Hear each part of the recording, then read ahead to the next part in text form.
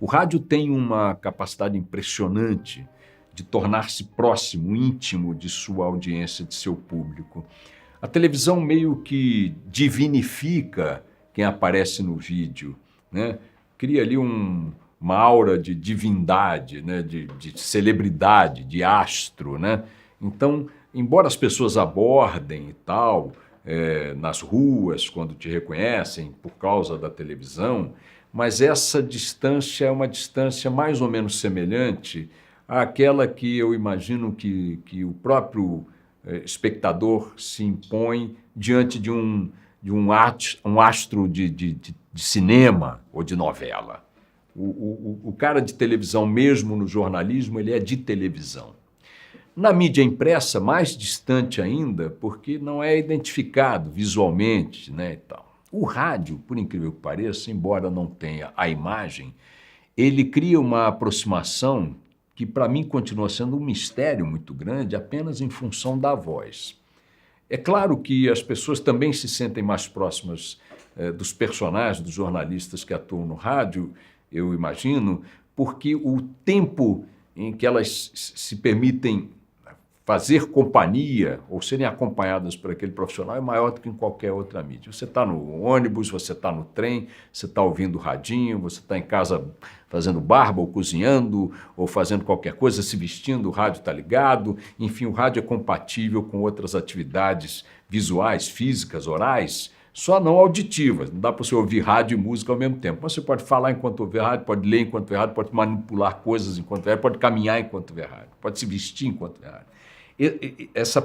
Esse tempo de convivência me parece que é um dos elementos que faz com que as pessoas se aproximem, se identifiquem, se sintam mais parte do rádio que costumam acompanhar no dia a dia. E aí, em função dessa aproximação, passei a perceber o seguinte: o quanto as pessoas são fundamentais, são centrais no processo de elaboração das notícias. Vou dizer por que isso... Muita gente pode dizer, mas é óbvio, mas não é parte dos nossos valores aí. Nós que estamos nessa área, vocês que estão estudando, eu que já estou nisso há muito tempo. Normalmente, a informação ela é colhida junto às fontes formais. Então, as redações, os jornalistas tratam de forma solene a chamada fonte oficial. Se o governador, o ministro, o presidente da República dão uma declaração, automaticamente isso vira notícia, isso vira manchete, isso vira edição, vira comentário e tudo mais. Não se pede a ele nada além do fato de ele estar onde está, ocupando a função que ocupa, de ele ser quem é. Quando, entretanto, um cidadão tenta acessar as mesmas redações para contar a sua história, raramente ele é ouvido, e quando é ouvido, quase que regularmente, ele é colocado num plano tão irrelevante na edição que nem é percebido. O que o rádio me ensinou? Que você tem um enorme terreno para prosperar, fazendo a inversão do que eu chamo a inversão da fé pública. Na Rádio Band News FM, no Rio de Janeiro, o Grupo Bandeirantes, ao longo dos anos 2010, 15 e tal, a gente percebeu que o cidadão que vive a realidade cotidiana é soberano para contar o que aconteceu.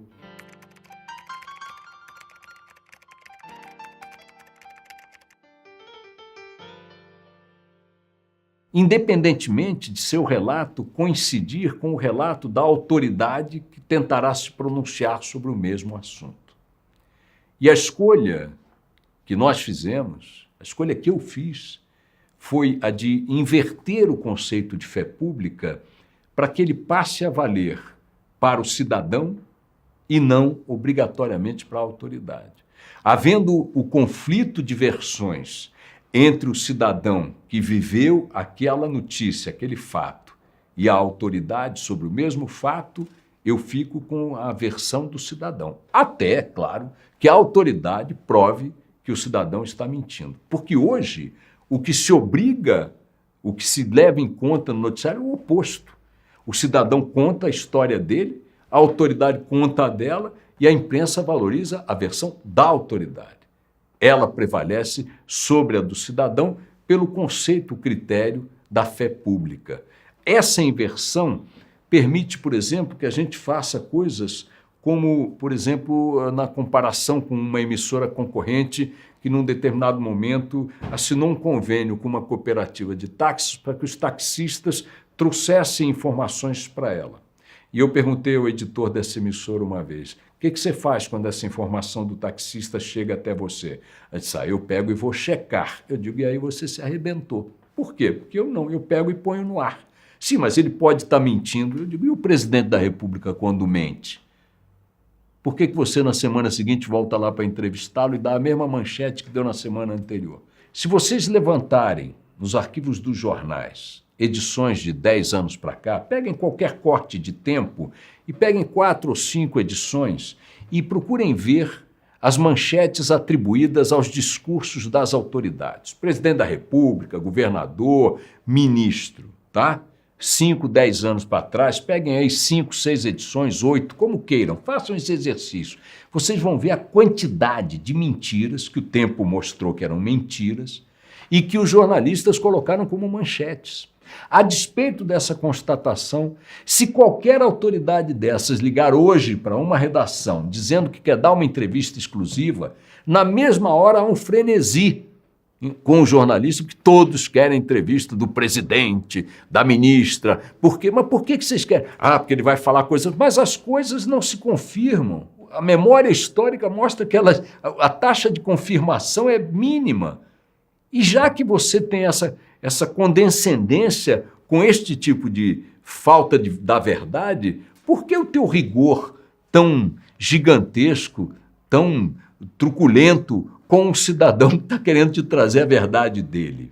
Então, inserir o cidadão, o ouvinte, o leitor, o espectador na notícia que você vai elaborar, mas não é inserir como personagem periférico, não é inserir como a cara que vai te dar o que você quer, contar a história. Não, é inserir como elemento central do teu processo de apuração, do teu processo de checagem, da tua taxa de confiança na informação de cada um.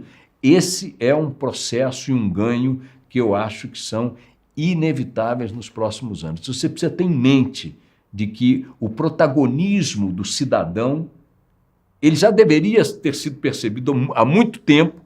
E hoje, não só em função das tecnologias, mas dessa mudança de percepção, esse protagonismo está na ordem do dia. E acho que cada vez vai ser maior.